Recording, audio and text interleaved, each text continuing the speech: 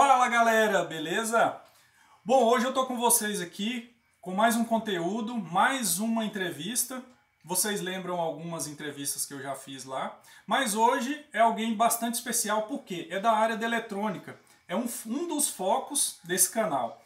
Então eu tô aqui hoje com o Nilton Sebraga, ele que foi produtor de revistas como Saber Eletrônica, Eletrônica Total, Saber Eletrônica, livros, entre outras revistas e conteúdos diversos da área de eletrônica. Eu sei também que ele já foi professor ou é professor, vamos saber disso hoje e vamos saber várias perguntas interessantes que vamos fazer para ele agora, beleza? Então vamos à entrevista que vocês vão gostar muito e já vai curtindo, vai dando like e compartilhando esse vídeo, beleza? Então, boa noite, Nilton, tudo bem com você? Boa noite, é um prazer estar à disposição de vocês, certo? E esclarecer as dúvidas sobre mim, sobre aquilo que eu fiz, aquilo que eu estou fazendo. E eu estou à sua disposição para as suas perguntas. Ótimo. Bom, então vamos lá. Bom, Nilton, eu queria saber o seguinte. Hoje, em que você trabalha atualmente? E principalmente, fale sobre o Instituto Nilton Sebraga, que eu vi que é uma instituição. Eu queria saber exatamente como funciona e o que você faz hoje. Qual que é a sua atividade hoje atualmente? É o seguinte, quando eu me aposentei, fazendo as revistas que ele já apresentou, eu trabalhava na editora Saber, Certo. revista Saber Eletrônica, Eletrônica Total. E, além disso, eu colaborava com muitas outras. Eu colaborava com a Eletrônica em Foco, a revista Monitor de rádio e televisão. Nos Estados Unidos, com a Poptronics, né, a Popular Electronics. Na França, com a Electronique Pratique. Na Alemanha, com a Elector. E muitas Caramba. outras que sempre escrevi artigos para revistas. Muitos deles agora estão no meu site. Estou recuperando esses artigos. E muitos livros. E na minha Certo. vida inteira também, eu fui professor. Eu dei aula em cursinho, dei aula em universidades. Então, quando eu saí, porque as revistas impressas deixaram de ser feitas, então, durante toda a minha vida, eu fui professor, certo? Dei aula em universidades, dei aula em cursinho, dei aula em colégio. E eu pensei no seguinte, eu não poderia parar. Eu tinha muitos artigos, tinha muitos livros que ainda não tinham sido publicados, muitos assuntos que eu queria explorar. Então, para fazer isso, aposentado, eu trabalhei muitos anos com o Renato, certo? O Renato Paiotti, que está me acompanhando agora, Ah, e ótimo. nós resolvemos seguir. Então, eu fundei o Instituto Nilton Sebraga. O que é o Instituto Nilton Sebraga? É uma empresa, uma instituição, em que eu sou o cabeça, leva meu nome, né? E a nossa finalidade é, em primeiro lugar, ter um site na internet em que eu possa colocar os meus artigos, possa colocar artigos de colaboradores, possa dar notícias e manter o público ligado em eletrônica, que agora não conta mais com revistas impressas, ligado no assunto. Esse instituto tem também uma editora, cuja finalidade é fazer os meus livros técnicos, que eu fiz a vida inteira, e também livros técnicos de colaboradores, de qualquer pessoa que tenha um tema pode editar comigo. Nós distribuímos os livros no formato virtual, praticamente para o mundo inteiro, né? Distribuímos na forma impressa, através de uma empresa que faz o processo on demand. Você compra o livro pela internet, eles imprimem e entregam na sua casa pelo Pô, que correio. bom. É bom que não É, precisa guardar o estoque, né? exatamente. Você não tem, eu não tenho que investir em impressão e em distribuição.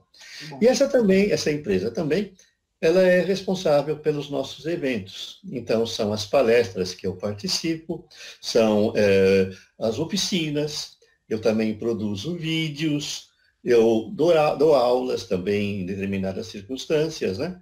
Então, continuar tudo aquilo que eu fazia e hoje de uma forma mais ampliada, porque nós temos os recursos da internet. Nossa, que bom. Tudo bem? Não, tá ótimo. Eu pensei que você tinha dado uma desacelerada. Pelo jeito, você ampliou os horizontes, na verdade, né? A minha esposa fala, né? Você aposentou e eu pensei que a gente ia ter sossego, agora Pois você está é. trabalhando mais do que antes. E na Então, realidade é isso. O problema é o seguinte, eu tenho muita coisa ainda para fornecer, para ensinar, tenho livros, tenho muitos artigos que ainda são atuais, e vocês que foram fãs da Eletrônica Total, da Saber Eletrônica, né? Vocês podem encontrar no site todos os meus artigos que eu ah, eu fiz já vi lá. muitos. Eu já vi É, muitos. porque eu estou recuperando e fazendo algo mais. Tem gente que põe na internet a revista no PDF. Eu não faço isso. Eu estou refazendo os textos atualizados. Quando o Legal. artigo é interessante, eu insiro notas dizendo, olha, aqui eu indiquei naquela época o BC 107. Hoje você faz com o BC 547, Legal. certo? Isso é Então são ótimo. essas dicas, né? Então a grande vantagem do site e dos próprios livros é que na internet eles são dinâmicos. Nós podemos fazer atualizações constantes.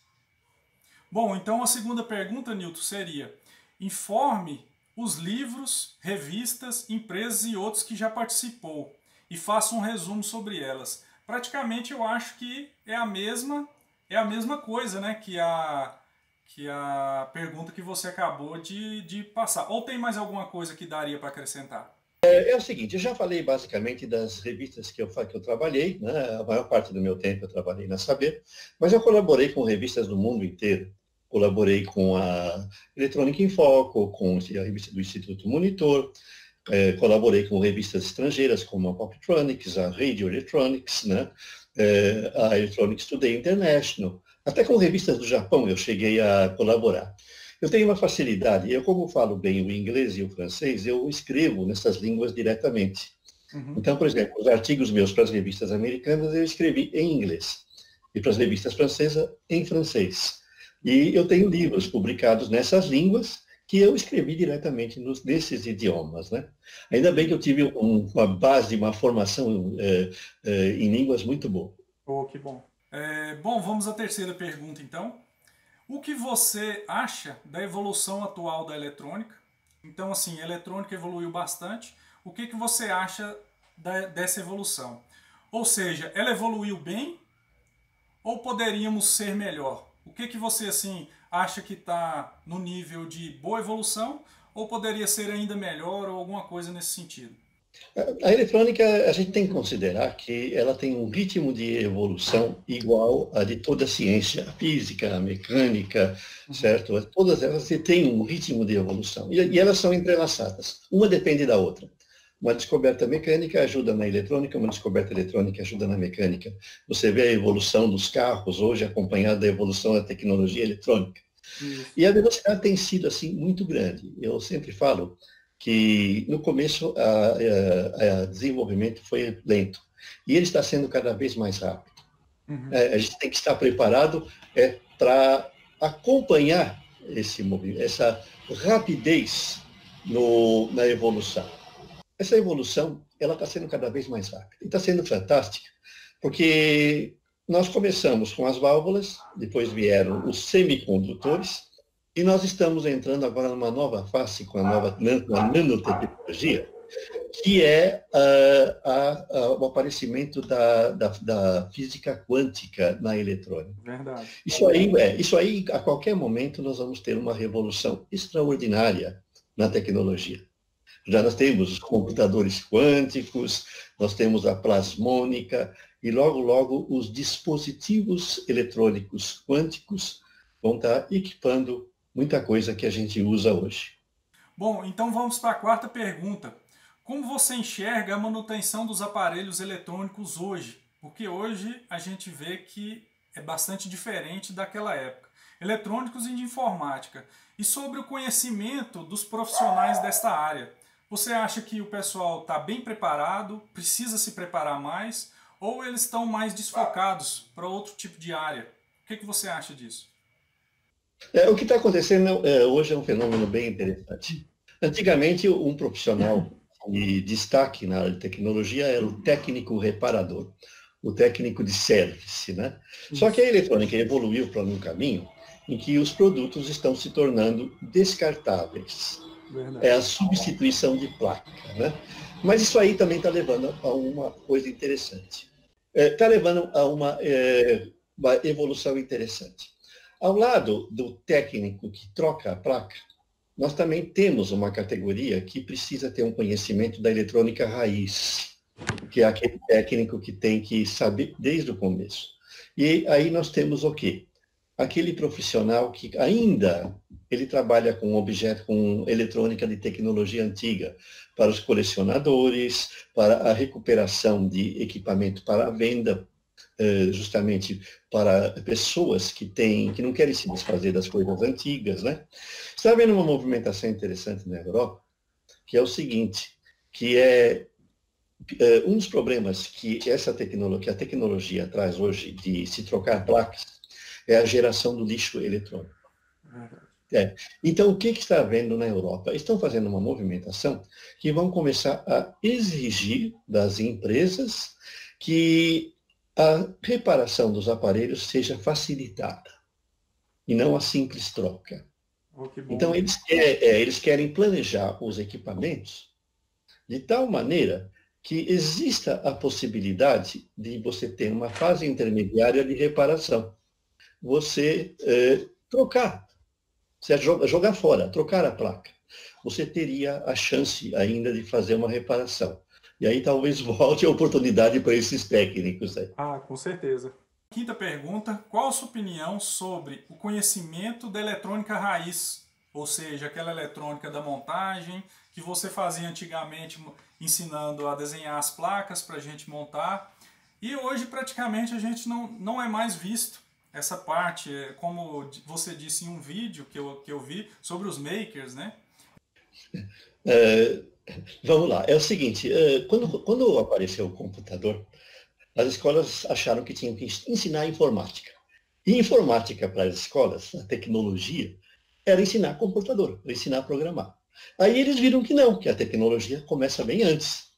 Então, algumas escolas de maior visão começaram a voltar na eletrônica raiz. Eu mesmo implantei em algumas escolas e até dei aula numa delas, no Colégio Mater Amables, aqui de Guarulhos, de eletrônica raiz. A gente ensinava a soldar, ensinava a montar transmissorzinho de FM, ensinava a montar robozinho, né? E esse movimento, essa observação da necessidade da eletrônica raiz, ela também ocorreu nos Estados Unidos. Em 2002 eu publiquei um livro lá, certo? Esse livro é bastante interessante, eu estou com ele aqui, certo? Esse livro está esgotado. Ele justamente acompanhou a reforma de ensino nos Estados Unidos. Ele foi indicado pelo governo americano. O Obama, quando saiu, aprovou uma reforma de ensino em que obrigava a ensinar tecnologia raiz nas escolas. E agora, nos BNCC, certo? A Base Nacional Curricular, né? Eles estão obrigando a ensinar a tecnologia e a tecnologia, a eletrônica raiz. Tanto que esta semana mesmo eu estive num colégio que meu filho estudou, em que eu tenho amizade, que eu dei aula, e falaram, Newton, você pode montar um curso de tecnologia raiz, certo? Que seja dado na nona série do ensino fundamental e no primeiro médio. Eu já estou conversando com eles, entende? E não é só isso, eu estou vendo que isso precisa, certo? Nós precisamos ensinar o jovem que vai para a engenharia a eletrônica raiz. Eu vejo, eu fiz uma palestra há algum tempo na Unicamp, né? E aí, depois da palestra, um ex-aluno meu me procurou. Ele falou, professor, aquilo que nós aprendemos lá no Mater, ensinando a soldar, fazer robozinho, interpretando o circuito, conhecendo o componente, me ajudou muito aqui. Do lado dele estava um coleguinha, mas eu não vi isso no ensino médio, por isso que eu estou tendo dificuldade. Então, a faculdade pode começar da eletrônica avançada. Ela chega lá e ela já desenha o circuito na lousa, o professor, e já manda calcular, ensina a calcular e manda fazer. Mas aí, se o pessoal não sabe o que é um transistor, não sabe o que é um resistor, não sabe segurar um ferro de soldar, certo? Vai na rua Santa Ifigênia para comprar um resistor, né, ou pela internet, vem o resistor, ele não sabe conferir o valor pelos canais coloridos. A maioria. Então, o meu aluno do ensino fundamental, nona série, ele sabe ler um código de cores de resistores. E mais que isso, ele sabe pegar um multímetro e testar. Certo? Tudo isso aí é importante e eu quero difundir através do meu site, dos meus artigos, dos meus livros e dos meus vídeos, certo? E eu já tenho feito muita coisa nesse sentido. É preciso aprender a eletrônica básica para chegar na eletrônica avançada, certo? Ninguém, certo, vai aprender cálculo integral e diferencial se lá atrás, no primário, não aprender a somar, subtrair, multiplicar e dividir. Você tem que Verdade. começar. Não é isso? É É isso aí. verdade. Bom, Nilton, vamos para a sexta pergunta então. Você conhece o funcionamento ou já utilizou um localizador de defeitos como a Versys ou a ABAP e qual a sua opinião sobre eles? O localizador de defeito é aquele equipamento que você, através de sinais, né, você tenta fazer a localização de um defeito. Você já utilizou algum deles? Realmente, eu testei uma vez um gravador, um localizador de defeitos, e, ao que parece, todos eles têm o mesmo princípio, e eu achei que eles não são assim muito completos. O que eles fazem é comparar formas de onda e tensão de circuitos que você está sempre analisando. Então, você tem que ter o circuito original para poder fazer o diagnóstico. E nem sempre isso é possível. É mais ou menos o que a gente faz com os circuitos integrados, em que a gente pode pegar um circuito integrado bom, num circuito, medir as tensões e comparar com as tensões daquele que a gente suspeita. É realmente funcional, mas não totalmente. É preciso, é lógico, você ter o original. Se você tem um estoque, uma boa biblioteca de circuitos conhecidos, então é sensacional você usar esse localizador de defeito, porque você vai ter uma possibilidade de fazer um diagnóstico. Eu acho que é muito bom realmente o localizador de defeitos, e eu usei muito pouco, porque a gente não trabalha com reparação, tá? Mas é isso aí. Bom, vamos para a sétima pergunta então. Sobre a radiação de aparelhos eletrônicos, por exemplo, celulares, equipamentos eletrônicos, que tem a probabilidade de. Muita gente fala assim, tem aquela probabilidade de dar algum câncer, algum problema. Qual o entendimento e até onde isso é verdade? Essa pergunta ela foi um outro técnico aqui da cidade, o Itamar Couto. Eu até agradeço, Itamar, pela sua pergunta. Ele é um dos nossos parceiros aí do canal. Então ele está perguntando qual que é a influência disso, se isso aí é verdade ou às vezes é um mito, ou alguma coisa nesse sentido. Existe uma grande controvérsia em relação a isso. Eu já comentei outras vezes no meu site com vários artigos, né, falando que realmente a gente tem que diferenciar entre o que é radiação ionizante e a radiação não ionizante. O que é isso? As ondas eletromagnéticas, elas não são retidas pelos objetos. Então, quando você usa um forno de micro-ondas, por exemplo, toda a radiação é usada para esquentar e ela desaparece, porque ela se converte em calor. Então, não fica nada armazenado no alimento. Então, existe aquela controvérsia de que o forno de micro-ondas causaria problemas contaminando o alimento. Isso não é verdade, porque a radiação não pode ficar retida. E indo além, a radiação do forno de micro-ondas, ela tem a mesma natureza do infravermelho que produz a chama de um fogão comum, uma brasa ou qualquer outro elemento que cozinhe um alimento. Então, o que significa isso? Que não há perigo nenhum no forno de micro-ondas, pois ele não tem nenhuma contaminação química que alteraria a natureza do material, do alimento, no caso. É muito mais perigoso uma radiação gama, porque essa, além de ter o efeito de cozinhar o alimento, ela também destrói as ligações atômicas. Aí ela provoca alterações perigosas. Então, a radiação atômica, nesse ponto, ela é perigosa por causa disso. Muito mais perigoso, eu já falei, inclusive, em artigos, é a contaminação química. Então, quando você cozinha um churrasquinho, você deve gostar de um churrasquinho, o que acontece? Foi detectado já que a fumaça do carvão ela é absorvida pela gordura. E quando acontece isso, a gordura ela sofre uma transformação e cria substâncias cancerígenas. Então, um estudo médico recente mostra que está sendo muito perigoso você consumir a gordura do churrasquinho que você cozinha em carvão comum pela fumaça. E eu vou além, eu já até comuniquei isso a algumas pessoas e alguns amigos que se assustaram. Você sabe qual é a origem do carvão que você faz o teu churrasquinho? Você sabe qual é a origem daquela fumaça que ele produz? Vai que você comprou o seu carvão para o churrasco de uma empresa que o retira de um aterro sanitário. Vocês podem imaginar que tipo de combinação de contaminação ele possui.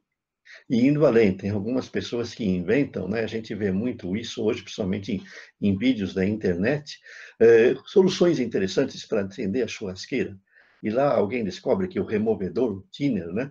Ele é um excelente combustível. E se você joga lá no teu churrasquinho, a churrasqueira acende rapidinho, o carvão pega fogo rápido. Mas vocês não imaginam as substâncias tóxicas que essa substância produz.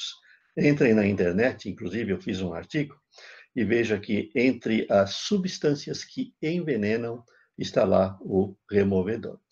E também nós temos uma outra forma de radiação que você comenta na sua pergunta, que é a do celular. Existe muita controvérsia em relação a isso. Existem comissões de estudos, mas ainda não se chegou a um resultado, porque ele produz campos de alta frequência numa faixa que, ao que parece, não tem assim muita penetração no corpo humano.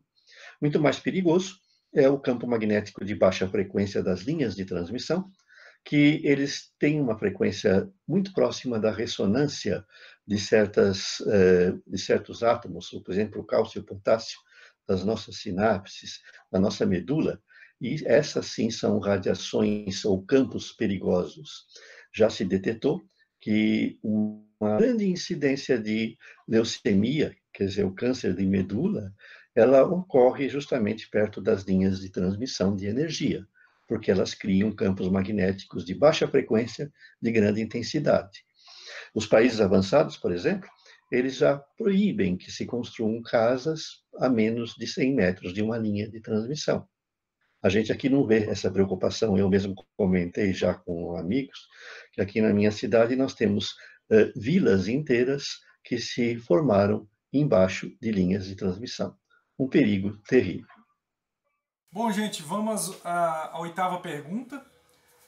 Você ainda pensa em lançar algum, assim, que você possa dizer, né, claro, algum projeto, algum livro que você ainda não idealizou, que você ainda gostaria de realizar? Talvez num futuro próximo ou breve, por exemplo, eu quero lançar algum conteúdo sobre componentes, sobre manutenção, alguma coisa nesse sentido que você possa falar para a gente que você pretende ainda lançar. Realmente, eu ainda não realizei tudo o que eu quero. Quando eu deixei de trabalhar nas revistas, eu me aposentei e abri a minha empresa, eu verifiquei que eu tinha uma grande quantidade de projetos a realizar. Eu tenho dezenas de livros, mais de 40. Eu tenho centenas de artigos técnicos quase prontos. Eu tenho muitos projetos que eu gostaria de montar ainda. Vocês não estão vendo aí no vídeo, mas do outro lado oposto da câmera tem a minha bancada de trabalho, que está cheia de coisas e de projetos que eu ainda vou fazer artigos, eu ainda vou fazer vídeos, e tem muita coisa ainda para mim falar em palestras, para mim falar em aulas, porque eu ainda continuo na ativa e tenho muitos projetos ainda para realizar no futuro. Vocês que me acompanham, vocês podem ver. Eu já estou com quase 10 anos no meu site e na minha empresa e pretendo ir muito longe ainda. Bom, gente, vamos para a pergunta 9, já estamos encerrando. O que você acha das tecnologias atuais, como o Arduino, Raspberry, essas outras tecnologias que fazem a gente dar um salto, né? Por exemplo, para a robótica, para o futuro próximo que você reúne componentes, você facilita projetos do que se você usasse eletrônica raiz, você precisaria de um projeto muito grande e complexo. O que você acha dessas novas facilidades? Com o circuito integrado, você já tinha um monte de componentes que você não precisava mais ligar um no outro, mas ainda tinha que fazer a placa. né? E agora nós estamos chegando numa fase em que muitas funções, elas são mais complexas, que exigiriam muitos componentes, elas já vêm prontas na forma de microcontroladores, microprocessadores, DSP. Então isso facilita e permite que você tenha projetos muito complexos facilitados. Mas tem uma coisa, em volta desses projetos, desses circuitos, ainda tem a eletrônica raiz. Certo? Verdade. Você ainda, você vai ensinar o pessoal a usar o Arduino, você precisa fazer com que ele acenda um LED. Aí ele liga um LED e um resistor, não é isso? Verdade. Então, facilita muito, porque você vai ter funções cada vez mais complexas e mais do que isso, menores. E mais do que isso, com menor consumo de energia, certo? Você compara quanto que consumia o primeiro computador e hoje quanto que consome, certo, o seu celular, que é um computador. Verdade. Né? Então, e quantos componentes tem dentro dele. Então, as novas tecnologias, elas facilitam. Mas a nova tecnologia, ela não opera sozinha. Por quê? Uma coisa importante que às vezes as pessoas esquecem. A tecnologia digital é fantástica. Mas nós, seres humanos, e o mundo que nos cerca é analógico. Tem que ter o interfaceamento, e às vezes esse interfaceamento é com a eletrônica raiz. A próxima pergunta. O que você achou do blog ou do canal? Do nosso canal, Wagner Daniele. Eu gostaria da sua sinceridade, se foi bom, se foi ruim, se tem que melhorar, alguma coisa nesse sentido. Está ótimo o seu canal, ele acrescenta muito, porque cada pessoa faz uma abordagem diferente da tecnologia. E a opinião de todos é importante. Então, a opinião pessoal de cada um que tem um canal de tecnologia, ela é muito importante porque ela complementa os conhecimentos. A gente vê que você tem um conhecimento diferente daquele que às vezes eu posso ter, que uma terceira pessoa tem um canal que também pode ter. Então, isso aí é importante para as pessoas que são da tecnologia, que acompanhem todos. Porque aquilo que ela não encontra em um, pode encontrar no outro. Certo? E não é só isso. A opinião, a abordagem pode ser diferente e pode ser justamente daquilo que a pessoa quer, do modo como a pessoa quer. E você é um dos que contribui para isso, entende? No seu canal, é lógico que nós vamos apoiar sempre, e sempre que você precisar da gente, nós estamos aqui. Bom, então, Nilton, eu te agradeço muito, né, pela sua ajuda, pelo seu apoio aí.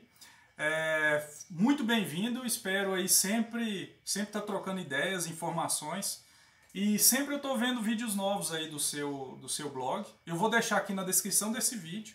Eu vou deixar aí tanto o site do Nilton, quanto o canal dele, para quem quiser se inscrever, porque ele foi uma inspiração na minha época, como ele disse nos vídeos, somos um dos fãs, e quem quiser conhecer mais sobre o trabalho vai ter toda essa oportunidade. Te agradeço muito, espero aí que a gente sempre esteja trocando ideias, informações, e valeu aí, volte sempre quando puder, beleza? Obrigado.